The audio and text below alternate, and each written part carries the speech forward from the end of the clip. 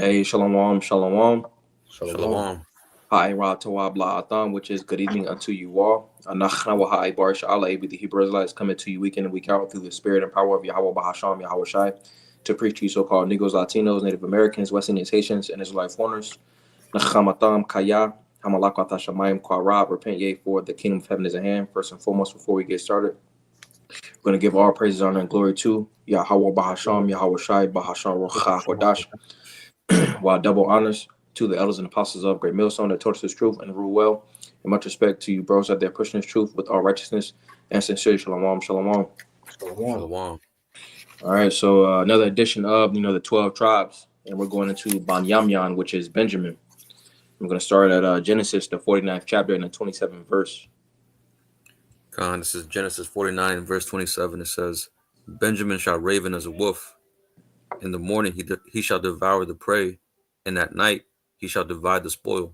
And it says Benjamin shall raven as a wolf. When you look at Benjamin, they're really known, for how they cry out, and symbolically that represents, that music. You would see guys like, which bros can give examples as well, but like Bob Marley, he got a son. I can't remember his name. I think it's Damian Marley or something like He that. got a bunch of them. They Right. all Damien, Yeah. Stephen, Mm-hmm. uh, the one from Lauren Hill. He got a bunch of sons, but they all, amongst all reggae music, you hear a lot of them speak about how we're the tribes of Israel, and they Mm-hmm. always chanting down Babylon, man. Because if I could add to Right. that, because how it says Benjamin is a ravening wolf. Wolves, when you look at, in the animal world, wolves howl before tearing their prey to pieces. And like you may mention, Benjamin does that howling through the music because as Mm-hmm. Yahweh Shemal Shah is about to bring the judgment to Babylon, Benjamin be prophesying about the destruction of Babylon, man. So that shows you they got to be part of the tribes, all right? Because like I said, you hear them speak about Babylon. Somebody they'll tell you that you're of the 12 tribes of Israel. You know, they just they show you the spirit bear witness. Y'all got it. Mm-hmm. Mm-hmm. Oh, I got a Con. couple precepts to add to that too, but go ahead, Yeshai. Mm-hmm. Oh, I just wanted to back you up in your point, because when you go into that word raven or just rave, when you look it up in a dictionary, it says to talk wildly or incoherently, as if one were delirious or insane. It says to speak or write about something, about someone or something with great enthusiasm or admiration. It says an extremely enthusiastic recommendation or appraisal, a lively party or gathering involving dancing and drinking. But pretty much, the point being is right here to talk wildly or incoherently, as if one were delirious or insane. And you can see Jake, Benjamin in their songs, the way they talk, and the music that they bring out, really like you mentioned, like a wolf, that raves before they go in for the kill or whatever. That's what Mm-hmm. you see. That's what you see. Benjamin doing. They're over here bringing out the music, chanting down Babylon. Like you mentioned, you mentioned Bob Marley, right? Mm-hmm. You have what's it called? What's his name? Desmond Decker. You had Mm-hmm. what's his name? Thompson. You had Junior Delgado. You had Yep. what's his name? That group Boney M that had Rivers of Babylon. So you have so That's many a groups, bunch. that are Benjaminites that pretty much brought out, Babylon, Israelites, all these pretty much all Mm-hmm. these topics. Yeah, like Baron Levinson, Bunny Walker, just naming a few more, but just showing like, bro, the spirit is showing you that they are connected to the book because what other people in the world primarily make songs about Babylon, and you could tell when you listen to them when they speaking about Babylon, you could tell it's talking about America, man. All right, Mm-hmm. because the so-called Jamaicans, they have their fair issue with Esau too, man. All right. But I got a few precepts. Can somebody grab Sirach 28, 17, and 18? And then Second Thessalonians 2, verses 7 and 8. I'm gonna read this right here. Just going off of how it says that Benjamin is a ravening wolf. All right, we're talking about the Terran. So this is Jeremiah chapter 23 and verse 29. Is not my word like a fire, say of the Lord, and like a hammer that breaketh the rock in pieces? Because the same way that Benjamin sings about bringing Babylon's downfall in the spirit, that's what we're doing, man. We're howling, we're Hmm. chanting down Babylon. by bringing the words of Yahweh Shem Shah, and it's breaking down this place, man.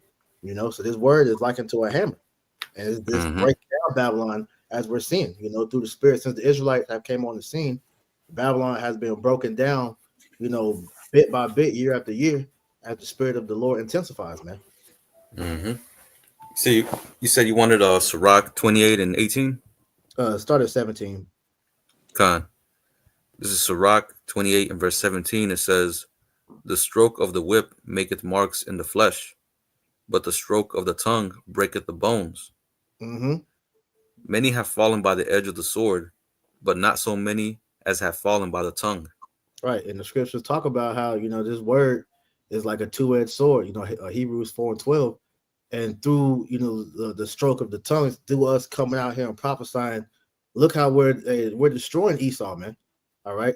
Spiritually, mentally. Hey, these devils are getting broke down by this word, man, because they know what we're saying is true. And they know that, prophecy is spelling out their downfall, and we're literally witnessing it, man. What's the other scripture? 2 Thessalonians 2, 7 and 8. Okay, I get it. This is 2 Thessalonians chapter 2, and we'll get verse 7. It says, for the mystery of iniquity doeth already work. Right, because as we talk about the mystery of iniquity being Esau, Edom, all right, who was the son of perdition, as it's gonna say, but at the end of the day, Babylon also is a part of that mystery that has been brought out, because Benjamin, a lot of times you're hearing they'll talk about mystery Babylon, man, as well, but we're revealing who the mystery of iniquity is, which is the Edomites, man. During the time when this was written, all right, they didn't know that was talking about the Romans, all right, but we know that those are Edomites as well. So he has been found out. Go ahead. 2 Thessalonians chapter 2 and verse 7 and latter, it says, only he who now letteth will let until he be taken out of the way. Right. So we know that the Lord is allowing this devil to pretty much bring all this havoc and destruction in the earth because it's prophecy's sake. All right, and the Lord is allowing him to fill up his cup because as we know, I'm trying to think how it was. Yeshaya, you remember the scripture where it talks about how the Lord had to let the Amorites pretty much fill up their measure before he took them down. I forget exactly, but that's the same thing that we're seeing taking place with Esau, Edom, man. The Lord has to allow their measure to do what it was accomplished to do before he takes action, because he's bound by his word. Seems like the iniquity of the Amorites is yet fulfilled or something like that. Genesis 15 and 16. Read it for me real quick. God says, but in the fourth, this is Genesis 15 and 16, but in the fourth generation, they shall come hither again, for the iniquity of the Amorites is not yet full. Yeah. So the same way back then, all right, nothing could be done to the Amorites until Yahweh Shem Shah had to have their purpose fulfilled, and then he took them down. But it's the same thing we see with this devil Esau Edom, man. All right, the Lord has to let things play out before he makes a move, because it's things that he has to have this devil do, such as bring in this RFID chip, bring in the New World Order, and start World War III.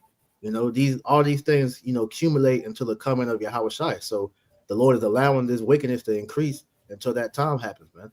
Okay, and this is why I said you make the songs. You hear Jake, Benjamin, all Jake when they make their music is like, how long? Like we say when we sing this song, we ask the Lord how long. All right. Only the Lord knows. Right. We know that we feel in the spirit that's coming to an end very soon. Y'all got it. 2 Thessalonians. Salakia. You want me to finish to verse 8? Oh, you try to make a point first, and then you got it. No, I was going to add to the point. The scriptures talk about until the time of the Gentiles be fulfilled. Yep. Right. Yep. So pretty much you got to let that time period go forth, because the Most High has a set measure that needs to be taking place for prophecy's sake, for His word's sake. Right. And we know that through the vision in Daniel with the statue. All right. We know that we're in the toes, man. That the was it the iron mixed with the clay? All right. And we're waiting for that millstone that was carved out to come and smash the the statue to pieces, which is Yahweh Shai, man. Okay. You got it. 2 Thessalonians 2 and 8. And then shall that wicked be revealed, whom the Lord shall consume with the spirit of his mouth, and shall destroy with the brightness of his coming. Right. And so that's what we're doing through the spirit. All right. Because the Lord is using the prophets, which are the spirit of his mouth, because we are the Lord's mouthpiece, and we're consuming this devil in his kingdom through us prophesying against him, man. So Mm-hmm. as we're seeing with Benjamin and their music, they're doing that, man. All right. But we're Mm-hmm. doing it on an even higher vibration through preaching his word. Mm-hmm. That's right. And I wanted to add to your point too, because there's a spirit. Because I had this on deck as well. Because when you go back to Genesis 49:27 into the word raven, right? The Hebrew word there is qua quarak quarap. Should be Tarot. Oh, Salakia tarap. But pretty much it says to tear, to rend, to pluck, to tear, to be torn in pieces. And when you brought out Second Thessalonians, the second chapter in the seventh and the eighth verse, it says, "And then the wicked shall be revealed, whom the Lord shall consume with the spirit of his mouth." And like you mentioned, the spirit of the mouth, spirit of his mouth, are mainly the prophets. But Mm-hmm. Benjamin is really doing that. He was doing that ahead of time through his music. Tearing, Yep. pretty much tearing at Babylon, tearing Yep. at America. You know what I'm saying? Mm-hmm. By exposing them, bringing out this word. Chanting down Babylon. And when you go into the whole thing, I looked this up before, but um, the reason why they mention Babylon a lot is because they know that this current system is oppressive. You know, Mm-hmm. and they always reverted back to the Babylonians, but that's a spirit at the end of the day, because the Most High put it in their spirit to refer to this time period as being Babylon. So again, it's all the spirit at the end of the day. But there was another precept I wanted to get, just to add to your point, is Jeremiah 5:14. Just adding to that, it says, "Wherefore thus saith Yahweh, power of hosts, because ye speak this word, behold, I will make my words in thy mouth fire, and this people wood, and it shall devour them." Now, of course, this is talking about our people as well, but it's also speaking about the heathen and Esau. Mm-hmm. Yep. The prophecy, these words is pretty much is tearing them apart, man. It's devouring them as Yep. as a wolf devours this prey. A Benjamin is through his music, his speech is devouring the enemy, the prey, which is ultimately Esau, pursuant to Jeremiah 5:14. I mean, not 5:14, so Slakia, Zephaniah 3:8. Let me get that real quick. Zephaniah 3:8, because ultimately Esau is the prey.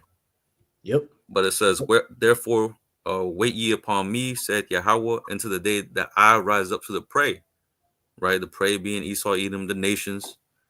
For my determination is to gather the nations, that I may assemble the kingdoms, to pour upon them mine indignation, even all my fierce anger, for all the earth shall be devoured with the fire of my jealousy. Right, so this is all accumulating to the day of the Lord, essentially. Con. Con. So hey, the Lord uses his people as the conduit to pretty much bring that warning. Because I want to add this last part is dealing with Mm-hmm. the association with the wolf. This is from this article on the breakdown of Benjamin. This is from medium.com. But it says, this is why Benjamin was associated with the wolf, an animal known for its boldness and fierceness in battle, which they showed throughout history. The Apostle Paul, who wrote a large portion of the New Testament, also confesses to be of the tribe of Benjamin. Paul then saw the apostle sent to preach to the Gentiles was relentless in arresting the early Hebrew Christians before the Most High rebuked him. And after Paul came to accept Yahushua, he continued in his boldness, being relentless, and his love for others. This is what he learned from studying Yahushua's teaching, eventually becoming the strongest contributing author to the canonized New Testament doctrine. Moses wrote about the tribe of Benjamin, saying, and quotes Deuteronomy 33 and 12, and Benjamin, and of Benjamin he said, the beloved of the Lord shall dwell with him in safety, or dwell in him, shall dwell in safety by him, and the Lord shall cover him all the day long, and he shall dwell between his shoulders. So just further adding to that point of why the Lord likened the tribe of Benjamin to a wolf. Mm-hmm. Khan. Yep. And also And one it, more thing, because hey, Benjamin is bold too. When you mm-hmm. talk to Benjamites, man, they're very bold with their approach or how they talk to you, man. So it's just another way to Mm-hmm. show you that it's talking about them. You gotta slack you out. No, you good. No, I was just saying, because the Apostle Paul, he was very fiery with his words. You Exactly. know, he had pretty much the most letters in the Bible. You know, and just the way he went about it. The Romans pretty much wanted to get him, but they couldn't because he was a Roman citizen. But I mean, if it wasn't a Roman citizen, he would have been caught up a long time ago. But but it was all the spirit anyway. The Most High was protecting them. But there was one precept I wanted to get real quick, just to further add to this point. Jeremiah 30 and verse 16, it says, "Therefore all they that devour thee shall be devoured, and all thine adversaries, every one of them, shall go into captivity, and they that spoil thee shall be a spoil, and all that prey upon thee will I give for a prey." So that's essentially what's happening right now. That transition is happening, you know, and just going back right to Genesis 49:27, it says, "Benjamin shall raven as a wolf. In the morning he shall devour the prey, and at night he shall divide the spoil." Well, that time is coming, right? Where right now that process of him raving as a wolf is happening. The chanting down in Babylon. Like you mentioned, when a wolf howls, he howls before he goes in for the kill. Well, we're about to Mm-hmm. go in for that kill through our Lord Yahushua. He's going to go in for that kill, and that spoil is going to be divided amongst all Israel, which is you heathens. But your brothers got it. Con, could you get Deuteronomy 33 and verse 12? Con.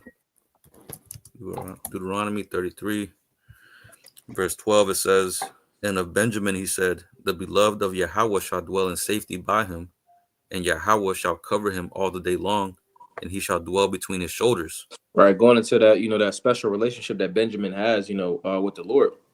Going into his name, son of the right. Bon is son, Yamyan is right, which is the object, the right hand. Because essentially Benjamin in the spirit is the son of the right hand. And also, where it says, and of Benjamin he said, the beloved of the Lord shall dwell in safety by him, and the Lord shall cover him all the day long, and he shall be between his shoulders. If we was to look at the ancient map of where Benjamin resided, Benjamin essentially resided in the middle of all of the 11 tribes.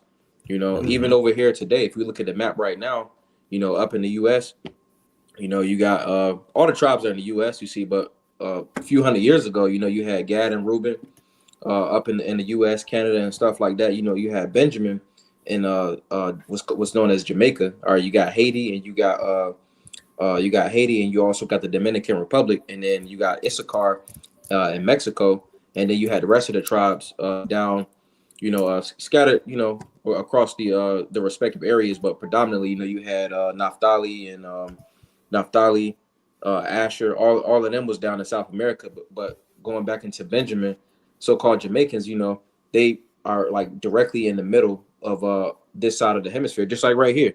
You got Manasseh at the top to the left, you got Gad off to the right, and right under Gad, you got Reuben, and that's how it was. That's how it was symbolically and predominantly in so-called United States, because Gad had most of Canada, or Gad had Canada, Gad had so-called United States.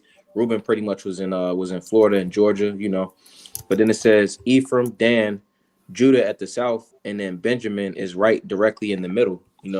Essentially illustrating that that special relationship being covered, by the rest of the tribes. Mm-hmm. Did you also have Trying, a map? You go ahead. no, yeah, I was trying to pull up that map. Hold on, I have it right here. Yeah. Yep. Let me see So if I right can here, zoom in. You can kind of see it, I guess. Right here is Jamaica. yeah. So right smack dab in the middle, you got Jamaica, but then to the right you got the Dominican Republic. You got Mm-hmm. Haiti. Right there you got Cuba. That's Manasseh. You got Asher. Naphtali is down there as well. You Oh got shit, Issachar. Salakia. You good? There you go. Yeah, you got Issachar off to the left, and then up above, you would have Gad and Reuben. But essentially, Jamaica is still surrounded, in that area. And I actually wanted to touch on that. If you had that article, if bros didn't have any points, Got it. the I got that. yeah.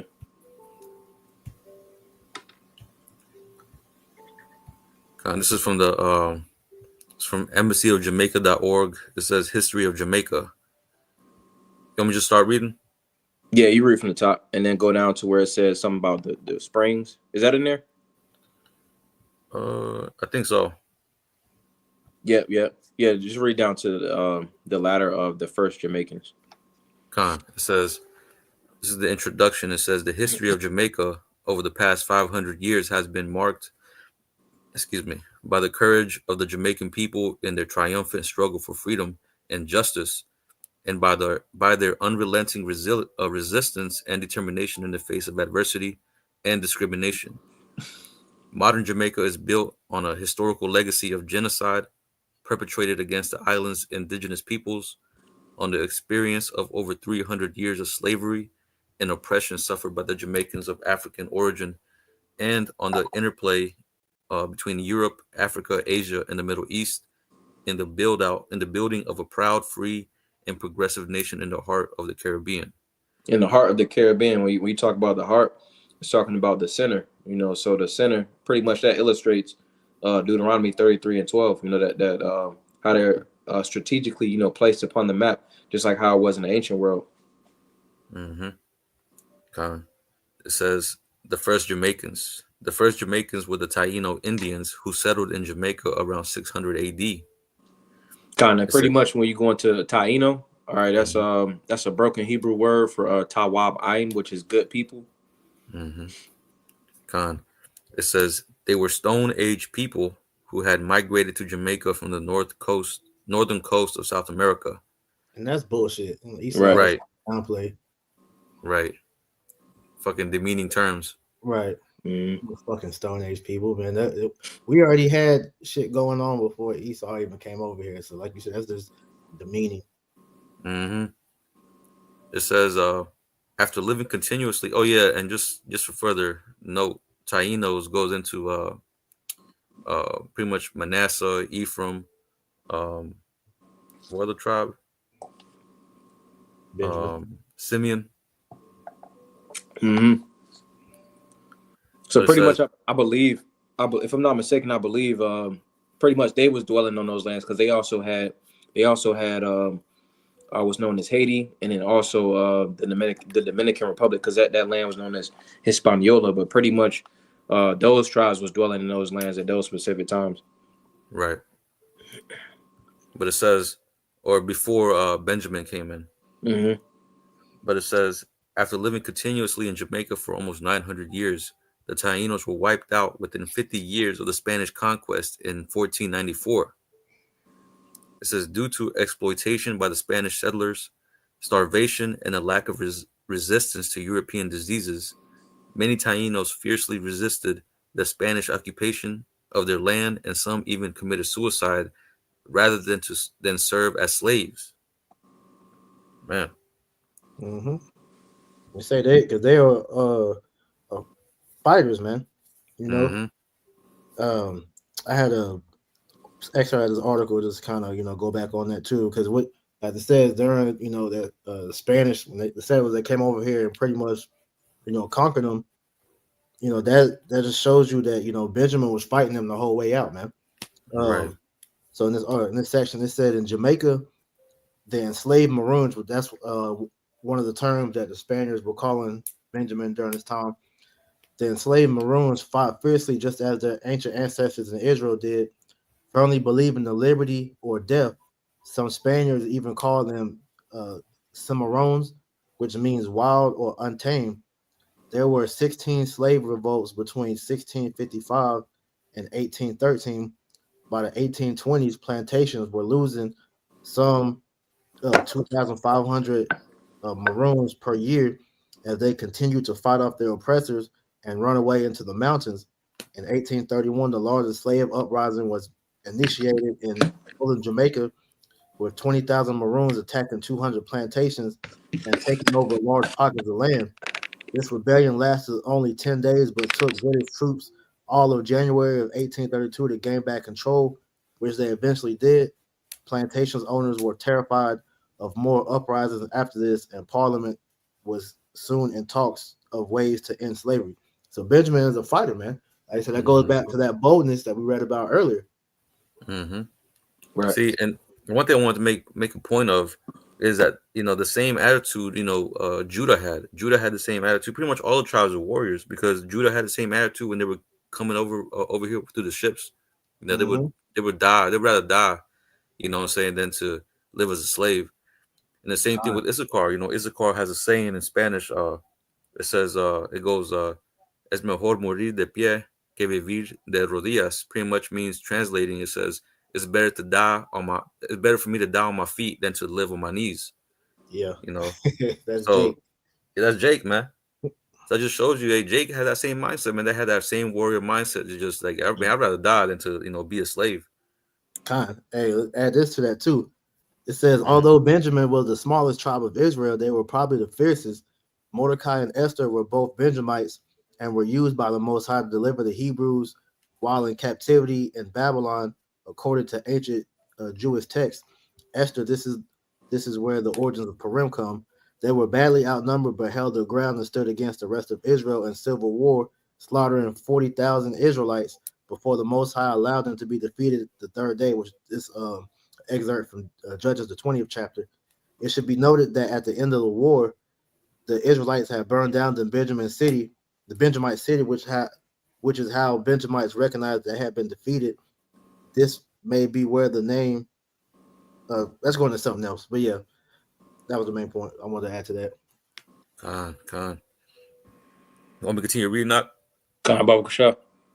Con. It says, the Arawak language spoken by the Taínos survives in many words such as hammock, hurricane, tobacco, barbecue, and canoe.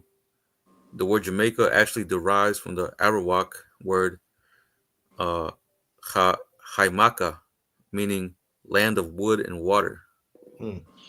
So when we touch, I'm gonna touch on that part right there too. But this is the etymology of the word Jamaica. It says the island of Jamaica's name originates from the Arawak word Zamaica, which means land of wood and water or land of springs. And more specifically, it will go into the land of springs. But Mm-hmm. it If I says can this add, name. I can add to you real quick because it said that because what's Jamaica known for? They're known for their beaches, which Mm. Esau took over. So the natives can't even go on that beach because Esau has privatized it. We'll just add to that. Con. Mm.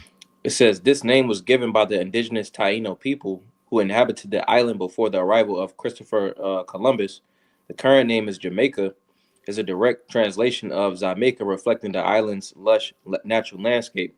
Now it says the land of springs, but it says yes, Jamaica is known for its abundance of springs, particularly mineral springs, which are popular tourist attraction due to their unique features and potential therapeutic benefits.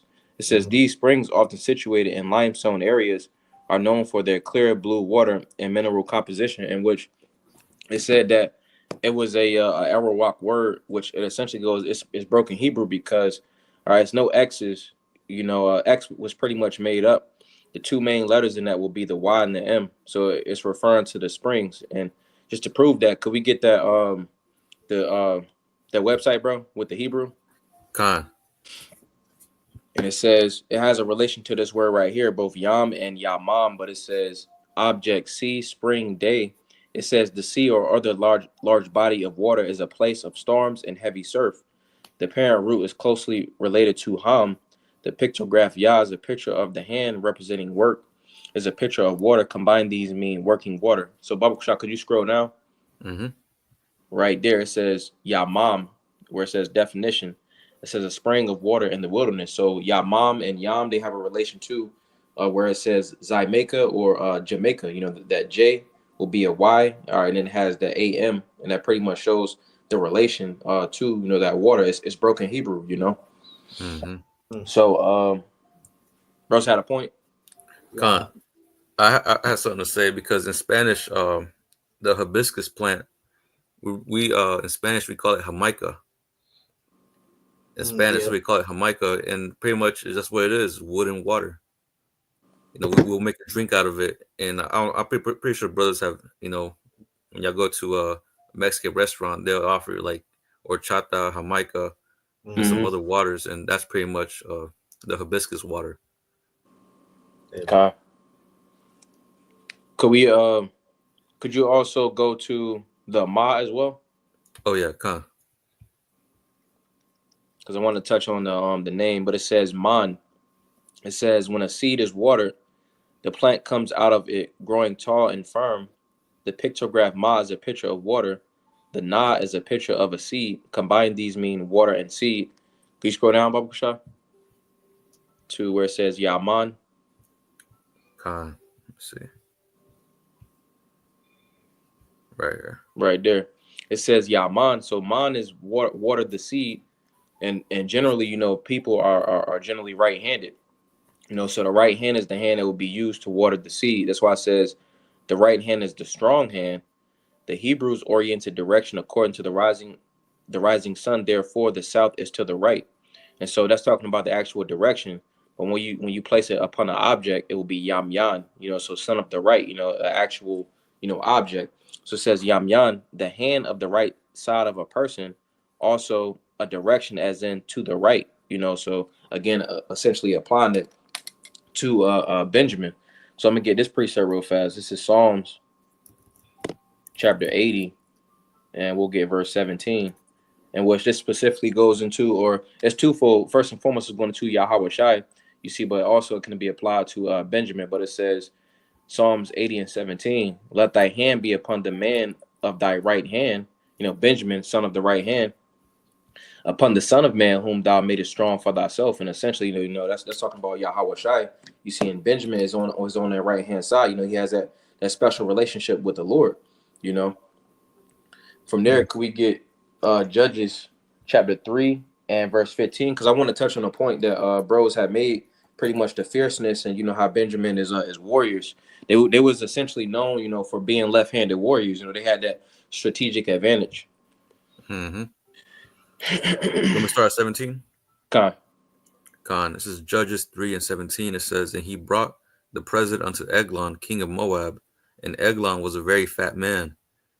And when he had made an end to offer the present, he sent away the people that bear the present. But he himself turned again from the quarries that were by Gilgal, and said, I have a secret errand unto thee, O king.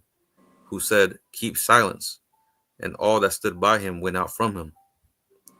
And Ehud came unto him, but he was sitting in a summer parlor, which he had for himself alone. And Ehud said, I have a message from the Most High unto thee.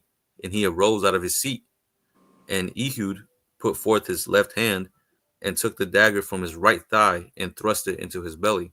Right, and essentially, that gives a sort of a strategic advantage, because being that a lot of people are right-handed, Benjamin had some elite warriors that they would draw from their right-hand side. So generally, like in different combat sports and stuff like that, if someone's a southpaw, they have a strategic advantage. But pretty much just going into this, Benjamin was known for their warlike mentality and their tactics. So that essentially played into their tactics because he drew from the right-hand side. It kind of made it like ironic, his name. Right, because then at the same time too, that's an iteration, because even though that Benjamin had elite warriors that was left-handed, they still the sons of the right-hand side, because back in the ancient world, if someone was left-handed, it had that was kind of like taboo, for lack of better words, because most people was right-handed, with that ideology of left hand, that would give again the people that type of that stigma, you see. But it's being a reiteration in the spirit, because Banyamyan is a son of the right, Mm-hmm. No, yeah, and I remember that too from school. They used to tell us to write with our right hand. Yeah, right. yeah. Cause they said people that was left handed was from the devil, which makes sense because who Esau the left hand, so Right. That's true. Yep. Hey, may I get a precept real quick? Oh, you got it, bro. This is Ecclesiastes 10 and verse 2. It says, a wise man's heart is at his right hand, but a fool's heart is at his left. So just reiterating that point, the right hand represents righteousness, right? That left represents foolishness, wickedness, evil, right? Right. Just adding to your point.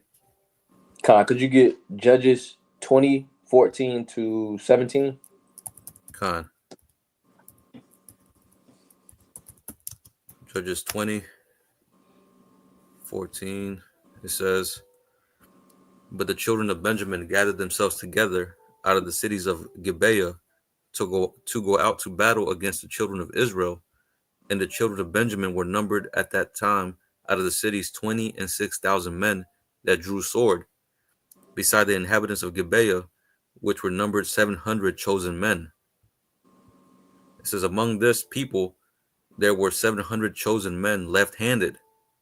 Everyone could sling stones at a hair breadth and not miss." Right. So just to paint a picture of that, they had it was a like in football they say aim small, miss small. So Mm-hmm. if you aimed at a quarter, you would hit like that close. So it said a hair breadth. So that's they would miss by a hair. So they was very accurate. With that left hand. So going into that their warlike tactics. Mm-hmm. Because being that Benjamin was fierce, they had warriors. Had that precision. Mm-hmm. You keep It going said, to 17 Barbershop. verse 17, it says, "And the men of Israel beside Benjamin were numbered 400,000 men that drew sword. All these were men of war." Right, just proving the point, that Benjamin, had warriors. Mm-hmm. So from that, I had. Could we get Joshua chapter 18 and start at verse 11? That's pretty much all I had. Bros ain't had nothing else. This is Joshua 18 and verse 11. It says, "And the lot of the tribe of the children of Benjamin came up according to their families, and the coast of their lot came forth between the children of Judah and the children of Joseph." Mm-hmm.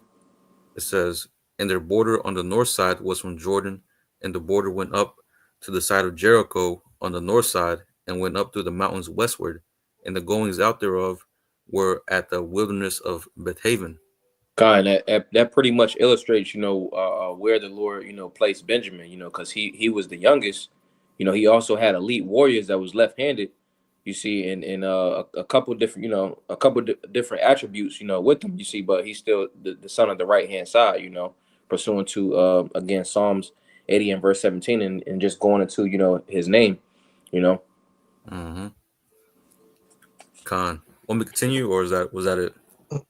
Uh, that was pretty much it. Did bros have any other articles or anything? I had Oh, this. When you was talking about Benjamin with that fierceness, I was trying to go through Google and see what uh other warriors is mentioned from the tribe of Benjamin. I thought this from the AI overview was interesting though. It says the tribe of Benjamin in the Hebrew Bible is known for its skilled warriors, particularly with the proficiency with slings and arrows, which is going off of what you said. Mm-hmm. They were also noted for being ambidextrous, meaning they could use both hands with equal skill. Some notable warriors from Benjamin include Ehud, a judge known for being left-handed, and the unknown elite corps of slingers. So just add to what Mm-hmm. I was saying. Kind of, if I'm not mistaken, a lot of Benjamites, are naturally left-handed as well. Mm-hmm. Con. You want me to read a little bit more into this article? Oh yeah. You go ahead. Con.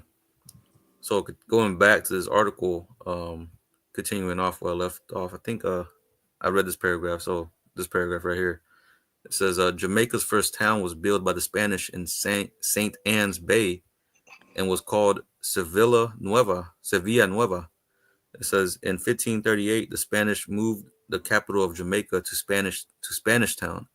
Jamaica was, however, never heavily populated by the Spanish, for they found no gold on the island. Instead, plantations were established to supply food for the Spanish ships that sailed between Europe and the Americas.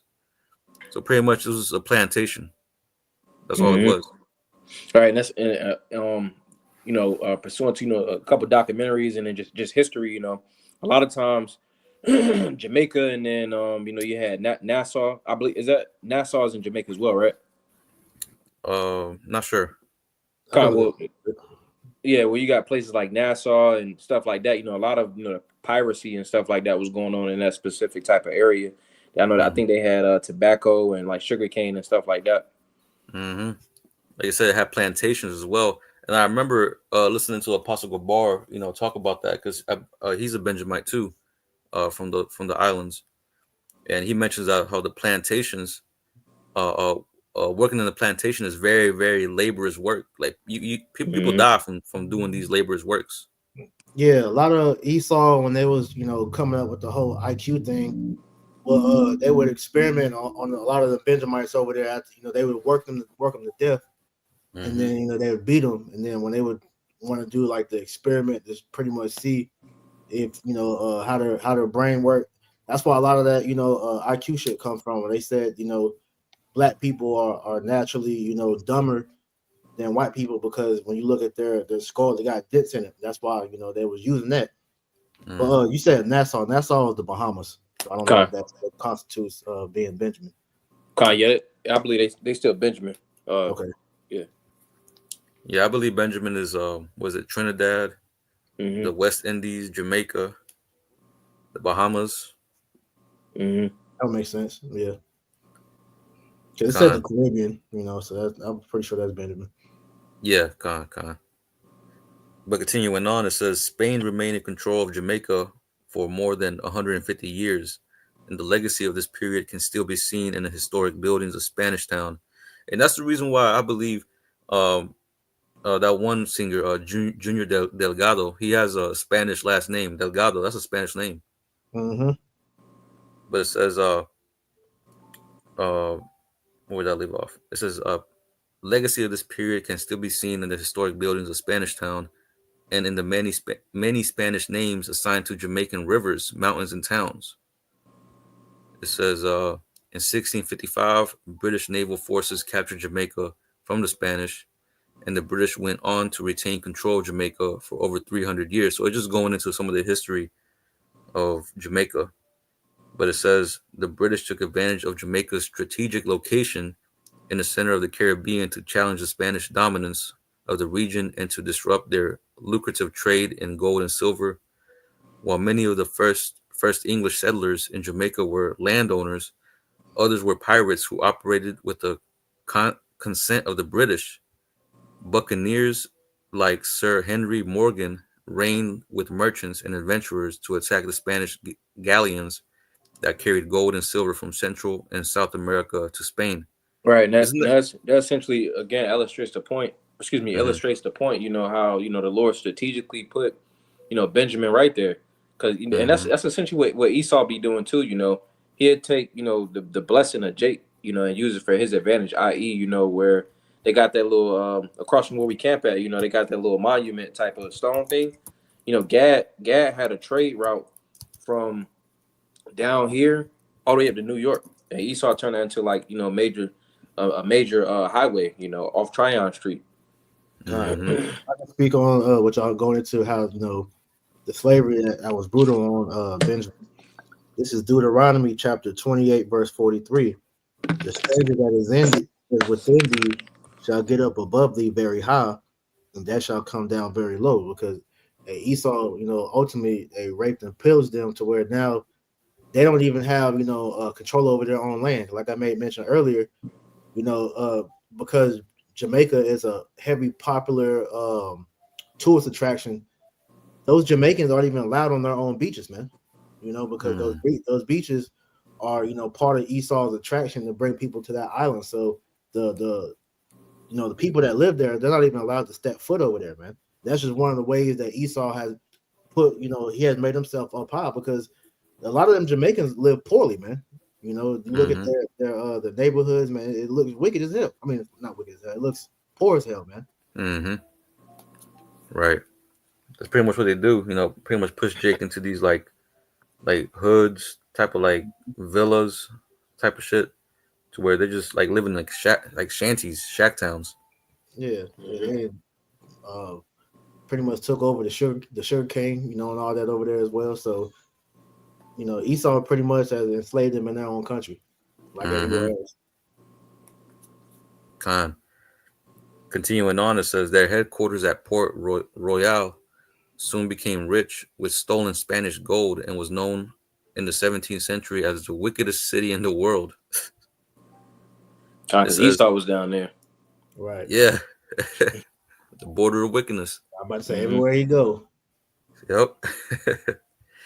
It says Port Royal was almost completely destroyed in 1692 by a devastating earthquake and further damaged by a series of hurricanes over the next 30 years. Yeah, that was the Lord. But it says by then England and Spain had signed a peace treaty and the need for the buccaneers had vanished. Jamaica had Jamaica became more involved in trade and the exportation of sugar, cocoa, and other agricultural products. The Damn, that's what decline made of me think about that because fucking yeah, Esau State make a mockery of the fact that the football team, the Tampa Bay Buccaneers, that's a slap in the face to Jake, man. Mm-hmm. mm-hmm, mm-hmm, gone. It says the decline of the Buccaneers, coupled with the destruction of Port Royal by earthquake, led to the rise of the nearby fishing village of Kingston, which offered a natural harbor on the more sheltered southern side of the island. Kingston eventually became Jamaica's capital in 1872. So it says, continuing on, the Maroons. It says during the upheaval caused by the transition from Spanish to English rule in 1655, many of the West African slaves formerly owned by the Spanish escaped into Jamaica's hilly interior and pioneered the resistance to slavery that would continue in Jamaica for most of the ensuing 200 years. Yeah, so like you mentioned, like we mentioned, like your brothers mentioned earlier, Hmm. pretty much Benjamin was very warrior like or warlike. You know Mm-hmm. what I'm saying? They're very resilient. Yeah, the fact that they were able to cause a civil war amongst their own people, you don't think they had to put that fight up against Esau, man? Hmm. And the Most High, hey, got Benjamin to. Hey, I remember that one part of the scripture where it talks about how when Benjamin had went off and they almost got eradicated. The angel was going through, killing all Benjamites, and he had to stop, and they had to go and grab up some women to repopulate, man. Hmm. Khan. Khan. It says these escaped slaves developed their own separate culture based on their West African roots, known as the Maroons. The British were never able to recapture or subdue them. Damn, it sounds like Reuben. Mm-hmm. It says, Right. and they were granted political. Oh, Salaka, you gonna say something, Mark? Lie. I was just agreeing. Okay, Khan. It says, and they were granted political autonomy in 1739. So they had to make a deal with Jake or Benjamin. But it says their descendants and culture still exist today in modern Jamaica, a testament to their skill and tenacity. God. If I could go into a little bit of examples where it talks about how when they separated, when they pretty much fled from Esau, how they developed their own culture based on their West African roots. That's really them going back into the they're trying to go back to the Hebrew, like Mm, their ancient customs, man. And I Mm-hmm. had typed in Google the Maroons Hebrew similarities, and it says the term Maroons refers to free, self-governing communities of formerly enslaved people, often with African ancestry, which they keep throwing that African out, but we know that they weren't Africans for real. It right. says who established independent settlements in America, especially in densely forested areas. These communities have a rich history and culture, and some research suggests potential similarities between their practices and certain Hebrew traditions, particularly in relation to mourning and language. I'll just go into a couple things. It says mourning practices in Akun Maroon communities in Suriname, a practice called Broco Diaz, break the days, involves all night parties as a way of mourning the deceased. Well, I'm not gonna use that one, Salakia. It says Jewish Shiva. This this shares some similarities with Jewish mourning rituals, particularly the Shiva period when community members gathered to support the bereaved family and abstain from work for a specified time. They had that mourning period, but I believe they also kept the Sabbath too. And then Hmm. dealing with the language, it says linguist linguistic Brian Stubbs has explored the possibility of linguistic connections between some Mesoamerican language families and Semitic languages, including Hebrew. His research suggests that some pairs found in Mesoamerican languages like Utu Aztecan and Semitic languages share similar shift and morphological correspondence. So they had a form of broken Hebrew too, So just add that in Mm. there. No, yeah, Khan. Pretty much Benjamin was a maverick. Mm-hmm. You pretty much couldn't trap him. And it makes sense of what was read because when you hear the Benjamites talk about the Most High, they call him Jah, which Mm, Jah is just well, not say Americanized, but a New Age way of how they say Yah. Some even may say Yah, but in a way they know that the name they don't call him no Jesus or no God. They call him Yah, which is just mm-hmm, he. So they're closer than most niggas when it comes to knowing the name. mm-hmm. No, it all makes sense why they relate a lot to the Babylonian captivity. Mm-hmm. They were going back to their roots. But a lot of that was, like I said, washed away through the years and indoctrination. But the fact that they still kept some of those roots and some of that knowledge, what I'm saying, and added it to their music just further adds to prophecy. Just to throw a scripture in there so we ain't just talking.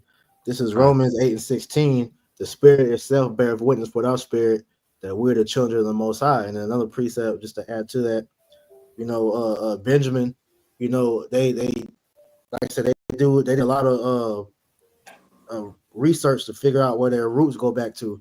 So Job 8 and 8, for inquire, I pray thee of the former age and prepare thyself to the search of their fathers. So a lot of Benjamites know that they are they come from the tribe of Benjamin, you know.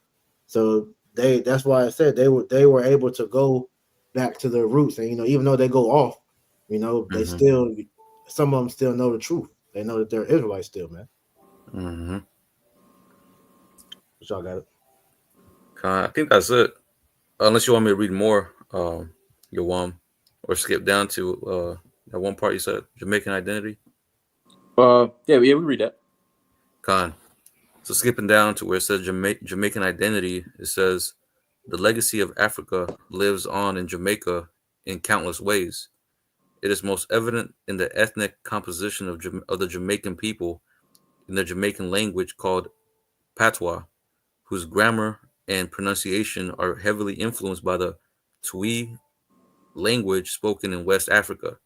Which it says, and pronunciation are heavily influenced by the Twi language spoken in West Africa, which pretty much what Esau do is he divides and essentially makes it to where it's like, okay, well, these different cultures have nothing to do with each other. But really, when you look at, a lot of words in Spanish, or you look at a lot of words in Tagalog, which is what they speak in the Philippines. A lot of these have Hebrew relation. That's because it's pretty much broken Hebrew. Mm-hmm.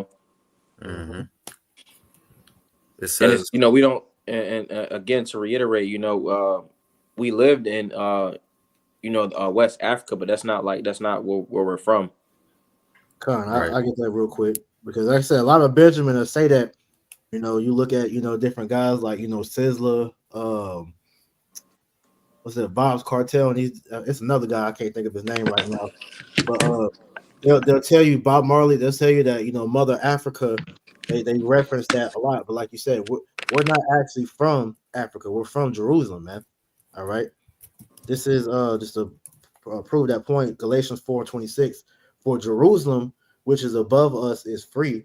Or for Jerusalem, which is above, is free, which is the mother of us all. So we're not Africans. Our history goes beyond Africa. All right. Now, like the brother said, we did dwell in Africa for a good bit because after 70 AD, when you read books like Babylon from Babylon to Timbuktu, it tells you we fled into the western and northern parts of Africa to flee Roman persecution. But we're not Right. African, man.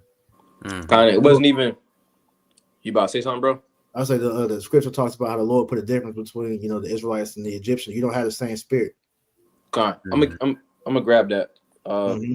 Exodus chapter 11 and verse 7. It says, "But against any of the children of Israel shall not a dog move his tongue against man or a beast, that ye may know how that the Lord doeth put a difference between the Egyptians and Yashar Allah.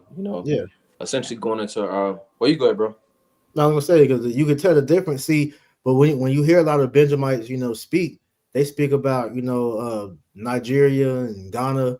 Now, in Mm-hmm. those different countries, which are still they're still Israelites. They're still over there because one Mm-hmm. of the to show you the notable tribes that Benjamin, to verify to tell you they're from Africa.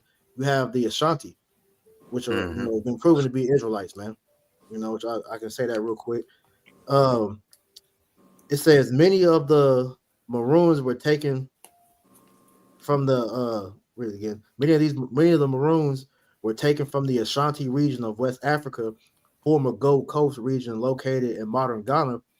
The Ashanti, as well as many other tribal West African nations, Grebo in Liberia, Yoruba and Igbo of Nigeria, Akan of Ghana, etc., still hold to many ancient Hebrew customs. The name Ashanti has Hebrew origins. The the T at the end meaning race of people, and Ashan meaning smoke. Joseph Williams noted and documented the comparison and similarities between the Ashanti and Hebrew customs. And just give some references. I'll just read through this real quick. It says, thus far, we have shown certain cultural elements common to the Ashanti and ancient Hebrews, such as the occult religious dances, use of Amen or Amun, vow value, patriarchal system, parallel symbolism of authority in stool and chair, endogamy, cross cousin marriages, familiar name, exogamy, the simplicity of marriage rite, and the part wine plays in the ceremony, uncleanliness after childbirth, purification ceremony, menstrual seclusion, and ceremonial ablutions. Beside Ashanti loanwords of apparent Hebrew origin, and this is from a book, Hebrewism of West Africa, written in 1930 by Joseph J. Williams. So just going into that, as an example. Uh, Mm-hmm. I read this too. It's still good. Um, Page 22. In the first place, many Hebrewisms were discovered in the Ashanti tribal customs. Then several Ashanti words were found to have a striking resemblance to those of equivalent Hebrew meaning. Finally, the supreme being of the Ashanti gave a strong indication of the being Yahweh of the Old Testament. All right, so just adding that to it. It says, this is page 70, for they ascribe to the God of the attributes of omnipresence, omnipotence, and invisibility, which, beside, besides which they believe that he governs all things by providence.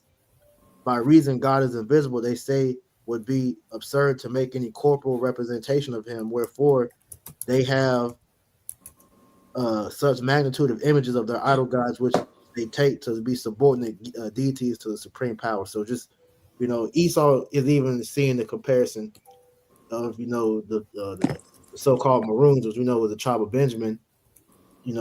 Their influence that's still in West Africa today. Mm-hmm. If I could add to it, said pretty much said Africa, but Africa that in the ancient world it wasn't known as Africa. That was the land of Ham. So essentially, again, the Lord put a difference between Ham or and us. Because that was essentially their land, Yep. which Egypt also was known as the land of Ham as well. Mm-hmm. You got it out. Can you have something you say? I think I'm gonna read a little bit more into this, Okay. and that'll be it. But it says, in Jamaica, music and dance and religious worship and rituals, and in food and dress. I guess that was it. Well, let me see. This is the legacy of Britain also lives on in Jamaica in many ways. For example, English is the official language. Her Majesty the Queen is the head of Jamaica's parliament. Doesn't make no damn sense. But it says Jamaica's system of government is based on the Westminster parliamentary model. Jamaica's jurisprudence is based on English common law and practice, and the game of cricket is a national sport. The Jamaican national motto, out of many, one people, reflects the fact that people of different races and creeds have lived side by side for centuries to forge a unique Jamaican identity and a common destiny as a nation. And they pretty much following, that blueprint. I mean, all of Esau, all of Esau's dominions, he do the same stuff. Yeah. King Antiochus Epiphanes, everybody should be one people. They do the Mm-hmm. same thing in America, Babylon the Great. That's why it's known as a conglomerate melting pot. Mm-hmm. But yeah, bro, say anything else? Lie. La. Conway, Adonai Tazaza Banaya Apollo is with us, a beautiful edification through the spirit. Well, Adonai Tazah Atam Yashlay Allah Tawab. Lord's will, you all have a good night. Well, we can go ahead and close it out by saying, Call Halayim La, Yahweh Bahasham, Allah, Yahweh Bashem, Shai, Yoshua, Bashem, Chahakwadash. Kwadash. Well, double honors to the elders and apostles of Great Millstone that taught us the truth and rule well. And much respect to you, bros, out there pushing this truth with all righteousness and sincerity. Shalom, shalom. Shalom. Shalom. Allah Tawab. Allah, Layla Tawab.